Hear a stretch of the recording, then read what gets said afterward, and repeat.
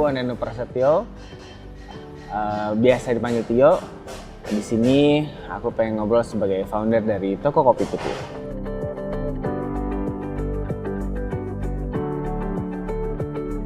Per hari ini aku 33 tahun. Aku mulai bisnis itu di tahun 1 Juni 2015. Sebenarnya aku tertariknya itu berawal di tahun 2008. 2008 itu pertama kali banget aku kenal kopi, pertama kali banget aku ngelihat proses bikin kopi, bikin roasting kopi dan sebagainya. Nah, tapi momen yang paling berasa juga itu di 2012. Jadi saat itu aku lagi senang-senangnya sama kopi, terus jadinya banyak jalan-jalan lah ke Jogja, ke Melbourne gitu. Yang akhirnya menemukan beberapa skena kopi, kultur ngopi orang-orang di sana yang akhirnya membuat aku bertanya gimana ya biar itu ada di sekitarku gitu, di tempat sekitaran tinggalku, which waktu itu di area Cepete ya sebenarnya.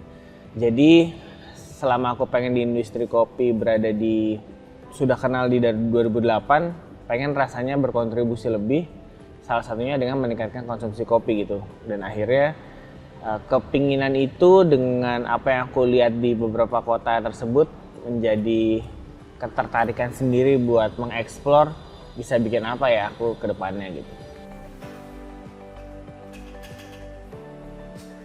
Di awal-awal orang tua kerap kali mengingatkan bahwa jangan lupa untuk segera cari kerja karena kita butuh masukan tambahan bulanan lah yang lebih fix setiap bulannya. Namun kan yang aku juga pahami ya mereka tuh hanya khawatir karena pendapatannya tidak cukup atau apa yang aku lakukan kurang sesuai rencana gitu kan. Jadi ya at the very minimum yang bisa aku lakukan adalah mengkomunikasikan sepak terjangku sudah sejauh apa, bagaimana ini lancar atau tidak, ini ada masalah atau tidak. Alhamdulillah setelah berjalan usahaku 2 tahun lah ya, alhamdulillah bukannya sebelumnya tidak didukung tapi sekarang menjadi oke, 100% fokus.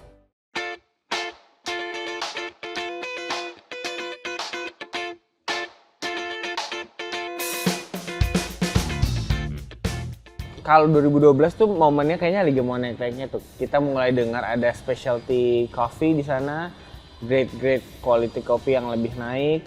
Cuma yang paling awal justru memang di 2008 awal kali ya. Karena di situ kayaknya aku ngelihat mesin espresso aja masih jarang sekali gitu. Nah, cuma aku di sana merasa melihatnya juga terbantu sekali dengan adanya brand lain seperti Anomaly gitu-gitu, Abah Coffee gitu, memberikan gambaran tentang origin coffee di Indonesia. Dan akhirnya aku terus mengeksplor karena saat aku masuk 2008 itu aku ketemu kopinya kopi NTT ya saat itu, kenalan kopinya sama NTT, roasting sendiri. Cuma di satu yang tadi aku bilang mesin espresso belum terlalu banyak, jadi pilihan kopi itu masih kebanyakan bentuknya kalau nggak warungan atau chain besar sekalian. Nah dari situ beranjaklah di 2012, di sana mulai banyak coffee shop yang punya konsep tersendiri. Salah satu menurut aku scene yang merubah ada beberapa coffee shop yang hadir dengan skena di Melbourne itu sendiri. Jadi dia menggunakan kopi luar negeri, kemudian dengan vibes yang berbeda dengan beberapa coffee shop yang ada di Jakarta, yang akhirnya itu memberikan experience tersendiri buat orang-orang, baik dari segi rasa kopinya maupun dari service dan juga ambience-nya gitu kan. Dan aku akhirnya dari 2012 ke 2015 itulah proses 3 tahunku untuk menemukan kira-kira produk yang seperti apa yang menurutku fit dengan konsepku dan apa yang aku inginkan aku bawa ke masyarakat gitu kan. Dalam hal ini tetangga tuku, kira-kira rasa kopi yang diinginkan seperti apa ya, konsep yang diinginkan seperti apa, di harga seperti apa gitu sih.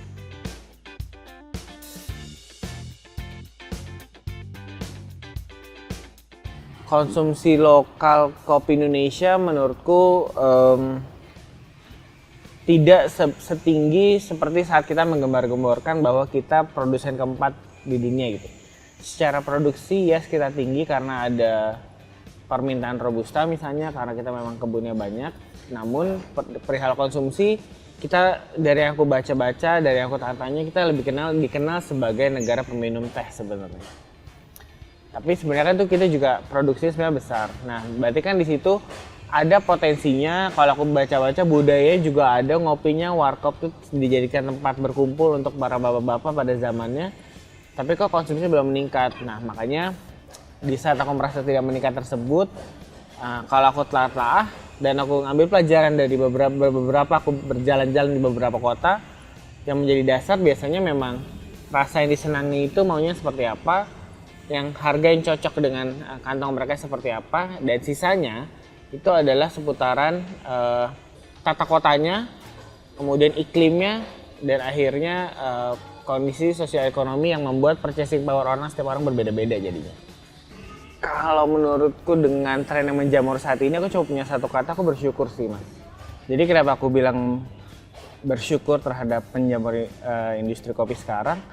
Tadi dengan makin banyaknya variatif coffee shop yang hadir sebenarnya, itu akan membuat kita punya kesempatan belajar lebih banyak lagi tentang rasa kopi dan cerita di baliknya sebenarnya.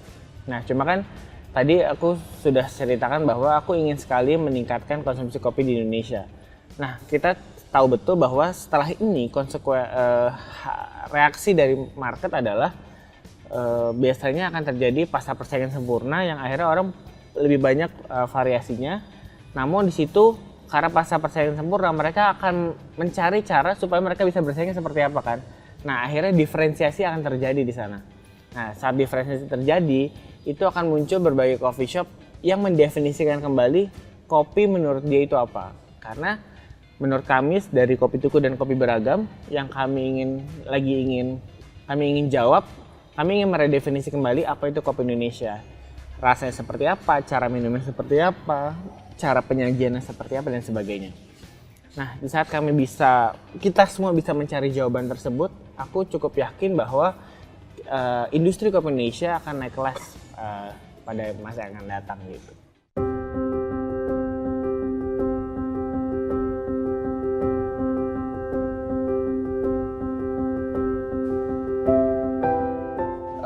Kalau sumber modalku pada saat itu bisa dibilang itu aku mendefinisikan modal ada beberapa. Ada yang secara aset, ada yang secara link pertemanan, ada yang secara skill. Karena secara aku pribadi Mas, aku cukup bukan orang yang berani ngambil resiko gitu ya. Jadi aku benar-benar mencoba menggunakan aja apa yang ada di sekitarku, baik secara modal tabungan maupun peralatan kopi yang ada tersisa saat itu gitu. Memang banyak pemikiran bahwa kopi itu hanya untuk kaum bapak gitu ya. Dan itu juga aku nggak bisa bohong, itu salah satu kegelisahan utama juga lah pada saat aku belajar kopi gitu. Kenapa begitu aku ngomong kopi, ada yang excited sekali, ada yang jadinya takut, ada yang jadinya khawatir gitu kan. Entah karena memang nggak pahit, nggak enak buat lambung dan sebagainya.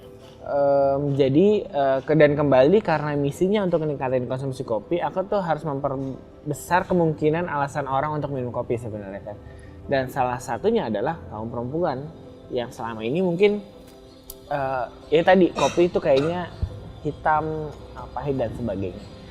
Dan aku nggak bisa bilang kopi ya memang ada yang pahit gitu dan ada yang hitam gitu. Tapi sedikit tweaknya adalah yang dilakukan di Tuku. Toh secara riset Mas, aku merasa yang diminum sama orang Indonesia, most like di Jakarta ya, itu kebanyakan masih kopi susu.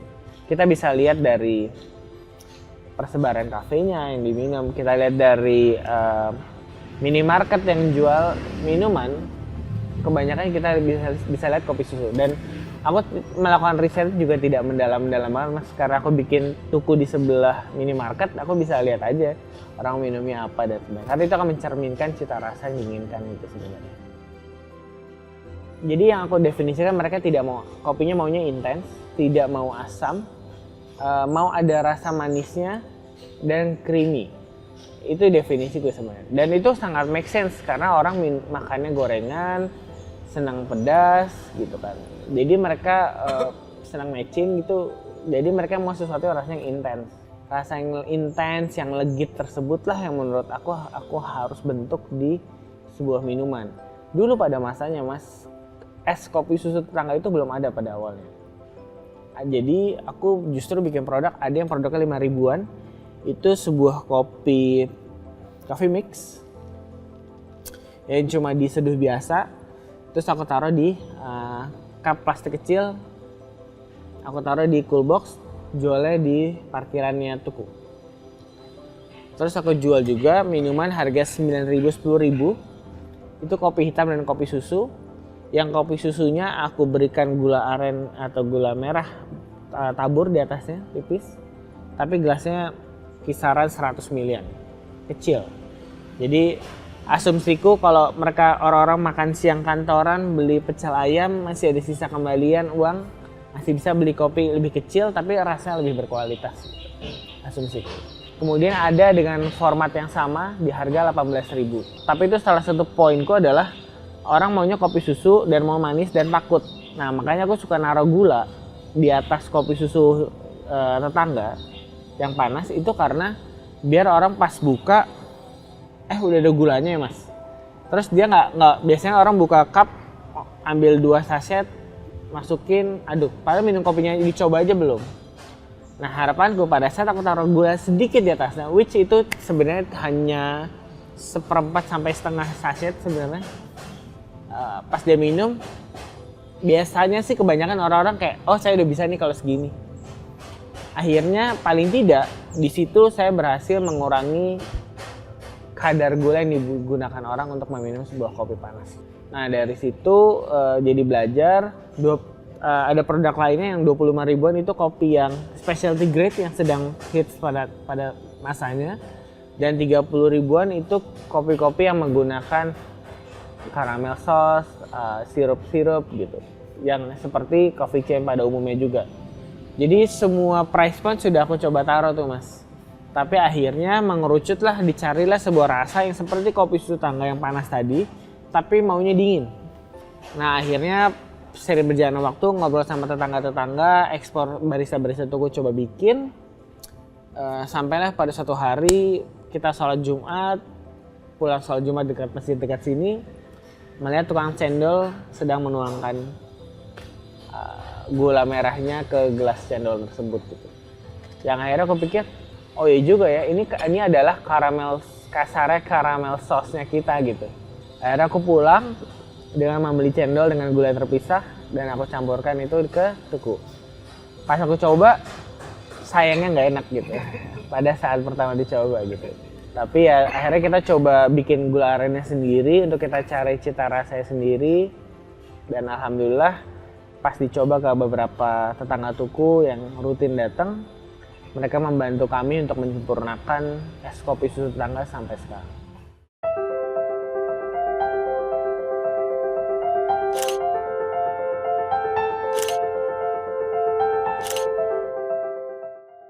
Kalau kesan pada saat Pak Jokowi datang, kalau di momen itu pastinya blank.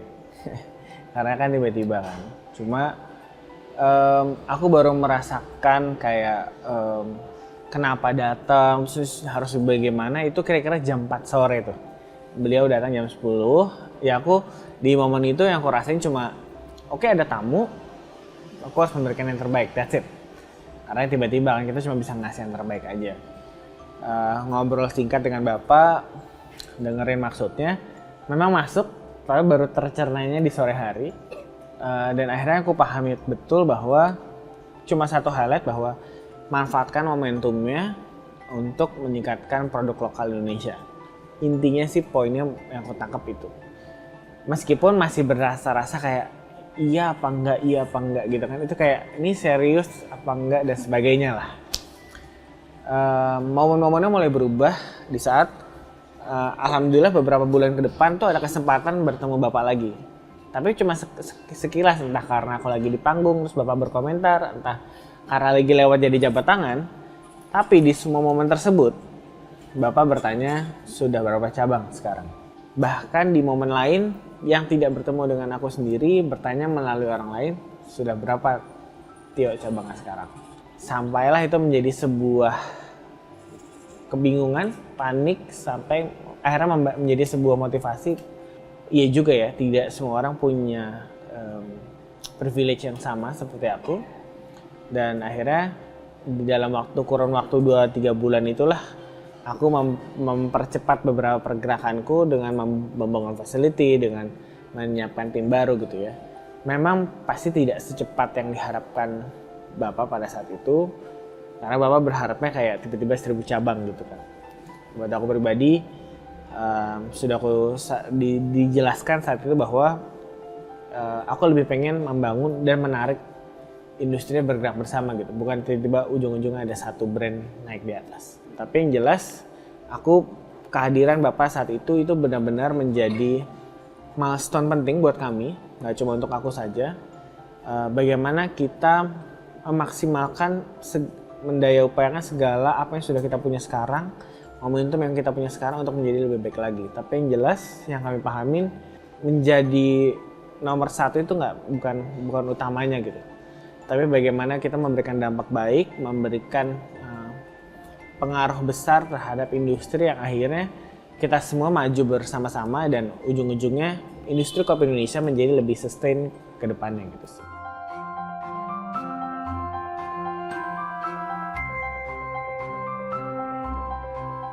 Kalau Tuku cabangnya per hari ini itu di 31. Kita tersebarnya baru kemarin, 2 hari yang lalu kita buka di Surabaya, kemarin kita buka di Bekasi.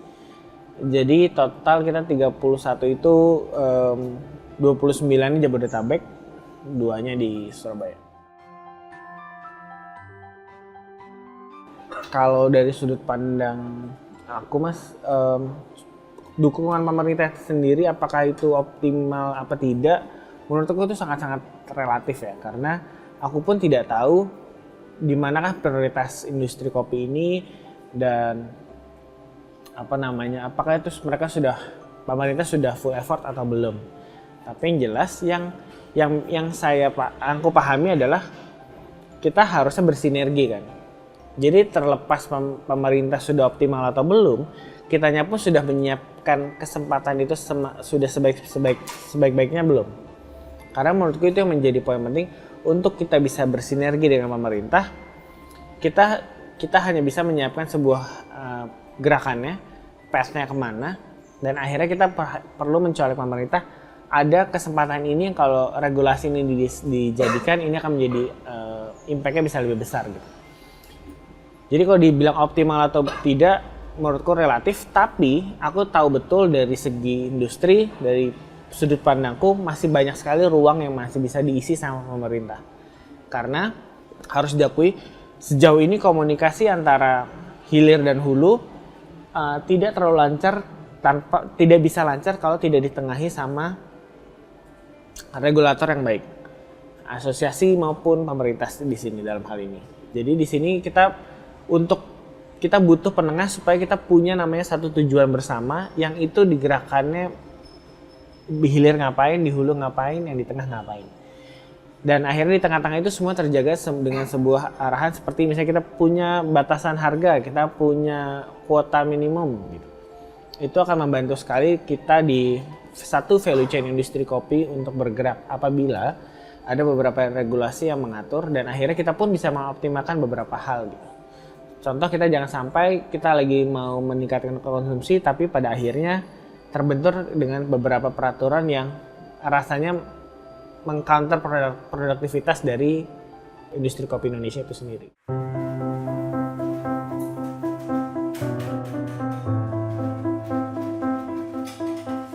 Kalau jenis kopi yang digunakan sama toko kopi Tuku, kami berusaha seberagam mungkin. Makanya kami di luar kopi Tuku kami punya kopi beragam sebagai roastery kami yang tugasnya memang meng-highlight keberagaman kopi Indonesia. Namun saat ini yang paling banyak digunakan sama kopi Tuku biasanya antara kopi Aceh, kopi Ijen, kemudian sama Solok dan Bali. Kalau aku bilang masalah yang aku hadapi itu pasti SDM pasti itu dihadapi sama semua pengusaha ya Mas ya. Tapi kalau di spesifik di industri kopi, mungkin menerjemahkan rasa yang diinginkan itu ya. Karena baik lagi kita punya Arabica, ada Robusta, ada yang minum Arabica, ada yang minum Robusta, ada yang pakai gula, ada yang tidak, ada yang pakai susu kental manis, ada yang tidak. Jadi dalam sebuah usaha, dalam membentuk sebuah produk yang paling sulit adalah menjawab ekspektasi dari target konsumen kita. Saat itu dan saat ini yang paling berat memang menerjemahkan itu. Kira-kira yang diekspektasikan rasa kopi yang seperti apa ya? Apalagi di tengah banyak pencinta kopi yang tadi misalnya Mas bahas tentang ini snob atau tidak gitu. Dia maunya kopinya yang kayak yang aku tahu yang klasik adalah kopi hitam pakai kental manis. Yang satu hitam dengan gula 2 sendok panas. Nah, menjawab antusias mereka itu pun juga perlu cara masing-masing. Nah, makanya yang harus diingat sama toko kopi tuku sekarang adalah kami terus membawa bagaimana penerjemahan kami terhadap industri kopi, terhadap minuman kopi. Kami eksplor berbagai hal, kami serve coba dengan berbagai cara. Namun kami menghilangkan keteknisan dari kopi itu sendiri. Yang penting kami bisa dekat dan kopi itu hadir benar-benar menjadi teman. Jadi bukan karena kami pencinta kopi, melainkan karena mereka memang membutuhkan kopi itu menjadi teman mereka dalam menjalani hidup sehari-hari.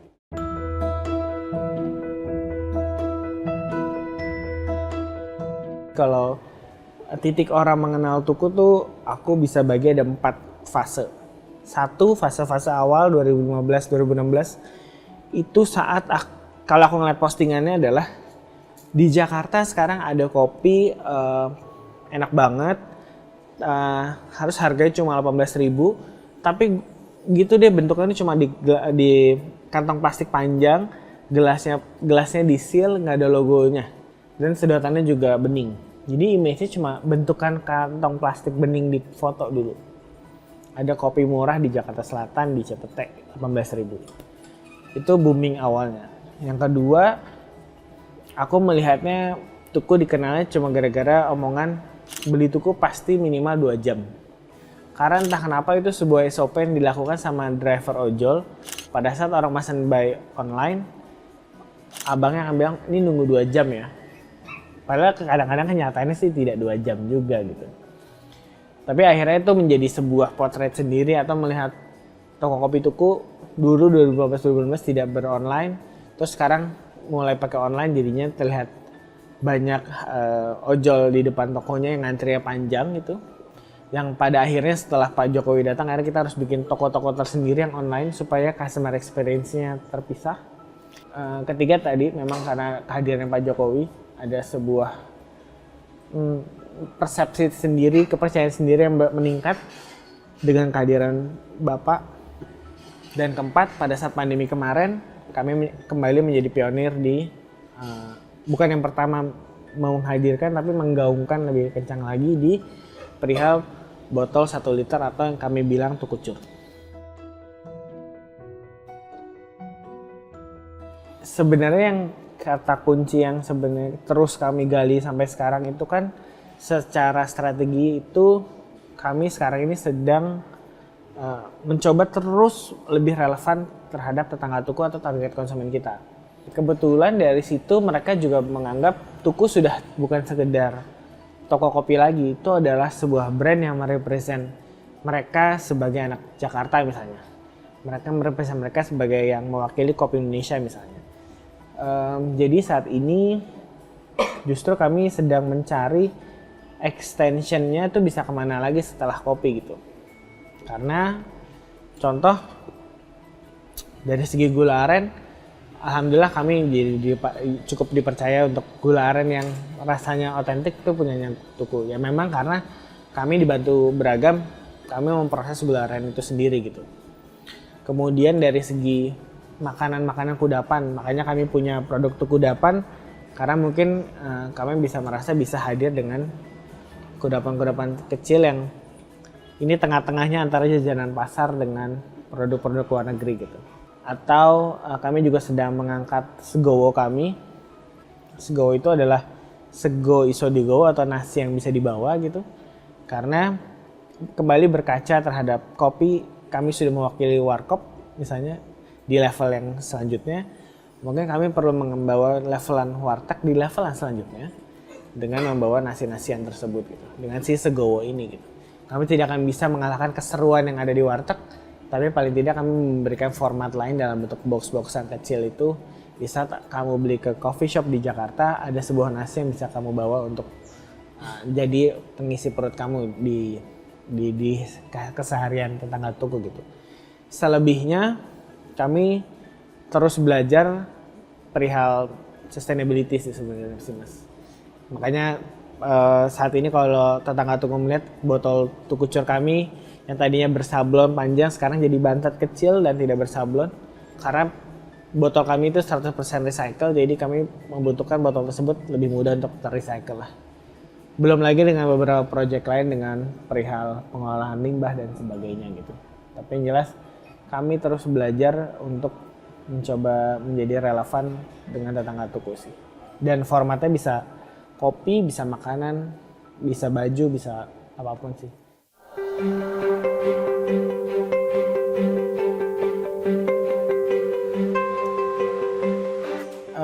Sebenarnya yang aku inginkan tuh, yang aku tuh sebenarnya lebih pengen jadi barista Mas. Jadi bikin kopinya, serving orangnya, berbagi energi positif di pagi hari misalnya. Dan salah satu kenapa aku senang vibe itu, makanya bahkan aku pada awalnya intinya aku pengen bikin toko kopi Mas. Bukan cafe, bukan coffee shop. Terasa ada perbedaan antara toko kopiku dengan coffee shop yang ada di Jakarta pada masanya. Dan bentuk kesederhanaan tersebut aku pengen dikemas menjadi nama yang cukup sederhana juga. Nah kalau aku gali dulu sih aku memang senang dengan sebagai barista, aku senang dengan vibe pagi hari. Dulu memang sempat aku publish dengan nama Pagi. Cuma setelah mempelajari IP-nya, setelah mempelajari pendaftarannya, nama itu tidak bisa terdaftarkan, terlalu generik. Maka dari itu aku kembali mencari satu nama yang Indonesia, 2 suku kata, dan merepresent kembali tentang apa yang aku senang atau apa yang aku lakukan. Kalau tadi Pagi adalah tentang vibe yang aku nikmati di saat aku menyeduh kopi, akhirnya Tuku menjadi sebuah terjemahan dari misi awal Tuku yang pertama adalah meningkatkan konsumsi. Jadi ya aku harap orang bisa membeli kopiku dan semoga itu menjadi doa untuk orang membeli kopi lebih banyak lagi di masa yang akan datang. Ini aku nggak bisa bilang ini terbesar, tapi buat aku ini cukup, atau ya mungkin buat aku ini besar lah. Ini tapi bukan sesuatu yang sangat rumit gitu. Justru itu aku menemukan dari sebuah kesederhanaan yang aku lakukan sebenarnya Mas. Jadi saat aku bikin Tuku dan akhirnya itu menjadikan basisku dalam melakukan bisnisku selanjutnya, dalam membangun produk dan membangun brand selanjutnya. Yang jelas dengan aku membangun Tuku dan beberapa usahaku terdahulu, aku menemukan beberapa kesederhanaan yang akhirnya impact-nya ternyata bisa cukup besar. Ya contohnya sekarang kesederhanaan kita dengan menambahkan gula aren di dalam es kopi yang sudah sangat umum itu membuat tidak hanya toko kopi Tuku berubah dan bertumbuh, tapi juga membuat perubahan terhadap industri kopi Indonesia. Makanya tadi pada saat pembahasan awal aku menggunakan kata bersyukur dengan konteks pertumbuhan industri kopi yang ada sekarang. Itu akan menjadi basis di saat kita bersyukur, kita akan melihat sekitar kita lebih dalam lagi. Ada apa lagi, esensi kita sebagai pengusaha, sebagai entrepreneur adalah memberikan nilai tambah tentunya. Nah, nilai tambah tersebut akan menjadi sangat bervalue pada saat kita menaruh sebuah masalahnya secara tepat. Yang akhirnya pada saat masalah kemarin aku cari adalah konsumsi, dan yang untuk menjawab konsumsi adalah harga dan rasa yang diminati, ternyata itu terjawab dengan sebuah kopi Indonesia yang sudah ada dari dulu dan gula aren juga sudah ada dari dulu. Hanya saja mereka tidak terkawinkan seperti sekarang ini gitu. Sekarang yang pelajaran yang aku gali adalah jangan-jangan masih banyak lagi resource di Indonesia yang belum kita crossing satu sama lain, baik itu perikanan mungkin, baik itu mungkin rempah-rempahnya mungkin, dengan segala budaya yang ada di Indonesia. Jadinya aku misalnya dulu orang di kopi bilang kita harusnya bersatu, Indonesia itu kopinya satu, udah kita harus bersatu jadi kopi Indonesia. Aku malah jangan, kita diberkahi sama Allah keberagaman yang segitu banyaknya. Justru itu yang harus kita highlight, bagaimana orang lain tidak bisa jadi kita. Jadi ya cara terbaik kita bersyukur adalah memaksimalkan apa yang kita punya, dan akhirnya kita sebagai entrepreneur kita harus memberikan nilai tambah tersebut yang akhirnya memberikan dampak baik mau secara ekonomi maupun sosial gitu sebenarnya. Jadi aku pengen memberikan gambaran ke teman-teman semua, ternyata trend it's one thing, tapi apa yang ada di sekitar kita, ini terutama di pandemi nih, kita jadi banyak ngeliat yang ada di sekitar kita ternyata banyak hal sederhana cukup sekali gitu. Jadi kita hanya perlu melihat, aku mengajak anak muda untuk lebih mengenal lagi siapa dirinya dia, apa yang dia ingin, lagi siapa yang mau dia tinggalkan, dan coba lihat sekitar ada peran apa yang bisa diambil.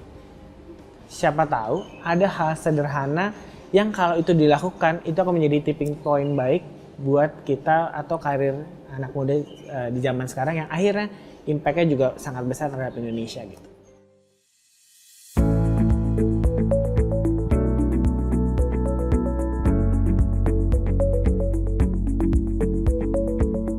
Kalau omset mungkin relatif ya Mas, aku juga nggak hafal pasti gitu, tapi in average yang aku nikmatin, yang aku kontrol karena aku dari orang produk dan dari sisi operasional, yang dikejar memang adalah jumlah customer yang di serve atau jumlah cup yang bisa kita serve. Karena itu akan menentukan operasional seperti apa, rencana bisnisnya seperti apa yang harus disiapkan. Tapi sejauh ini memang kita bergerak paling tidak adalah 5.000 customer lah, dan atau kira-kira hampir beda-beda sih, setiap toko ada yang 500, ada yang 1.000 cup perharinya gitu. Tapi ya itu semua kembali tergantung di daerahnya dan tergantung tipe customernya sebenarnya gitu Mas. Kalau prediksiku 5 tahun 10 tahun ke depan, berkaca tadi dari aku bilang ini semuanya baru mulai. Jadi aku cukup percaya bahwa akan banyak sekali artisan kopi yang tumbuh lebih banyak lagi. Kemudian konsep-konsep coffee shop baru di setiap daerah-daerah, nggak cuma di kota tapi di rural area juga akan tumbuh. Dan karena budaya kita banyak Mas, karena kita punya cita rasa lidah yang juga bermacam-macam, nanti aku cukup yakin setiap daerah akan punya cita rasa kopi dengan kudapannya masing-masing, dengan makanannya masing-masing. Yang mana menurut aku itu yang aku nanti, dimana di saat kita keliling Indonesia itu udah kayak kita keliling dunia, menemukan berbagai kopi Afrika, kopi Amerika Latin. Tapi kita bisa bilang, ngomong ke orang di dunia, silahkan kalian road trip di Indonesia, kalian akan menemukan berbagai budaya, berbagai cita rasa yang akhirnya bisa diterjemahkan secara sederhana tapi juga lebih mudah diingat dari segi coffee shop itu sendiri gitu. Kesan-pesanku buat teman-teman semua ya kalau di Indonesia, yang jelas aku secara kesan aku sangat bersyukur dan menikmati proses bermain di industri kopi ini, dari kenal jadi suka, jadi penasaran, dan akhirnya bikin bisnisnya, dan akhirnya memberikan perubahan dengan es kopi susu dan gula aren dan seterusnya. Itu adalah sebuah kenikmatan tersendiri buat aku, keseruan tersendiri, karena aktualisasi diri kita bisa keluar, kita jadi punya alasan, kita jadi punya meaningful life lah gitu kasarnya, karena ada sebuah impact yang mau kita kejar ujungnya. Kalau misalnya dulu untuk jadi keren banyak caranya gitu, tapi di saat kita menemukan masalah yang lebih besar dan kita melakukan itu dengan waktu yang panjang itu, dan kita bisa menikmati prosesnya, aku rasa, dan aku pribadi aku pengen share bahwa itu sangat-sangat menyenangkan sekali karena bisa berdampak baik lah gitu. Jadi aku cukup ingin kita sebagai anak muda tidak hanya menyukai hanya menjalani yang dia sukai gitu, tapi bisa mencoba menyukai apapun yang mereka jalanin. Kenapa demikian? Karena banyak sekali opportunity di Indonesia ini yang harus kita kembangkan. Momentumnya tuh sekarang. Orang lagi pandemi, orang lagi sibuk sama negaranya masing-masing. Trennya kita nggak perlu nunggu trennya apa. Kita yang bikin trennya, kita bikin dunia ngeliat kita gitu. Dan aku akan bilang itu mulu-mulu kalau itu ternyata nggak memungkinkan. Masalah ini memungkinkan. Tadi karena pelajarannya dari hal sederhana, dari es, kopi, susu dengan gula aren membentuk perspektif sampai sekarang. Membangun citra kita baru di industri kopi dunia. Membangun konsumsi kopi Indonesia juga meningkat. Bagaimana itu terjadi dilakukan sama berbagai anak muda di sektor-sektor lain. Selama kita punya faith sama Indonesia, selama kita punya faith untuk satu sama lain, selama kita mau berjuang bersama dan mencapai tujuan itu bareng-bareng, aku bisa pastikan kita sebagai pribadi akan senang dan juga banyak masyarakat yang juga mendapatkan manfaat. Dan akhirnya kita semua punya hidup yang bermanfaat dan meaningful lah buat diri kita masing-masing.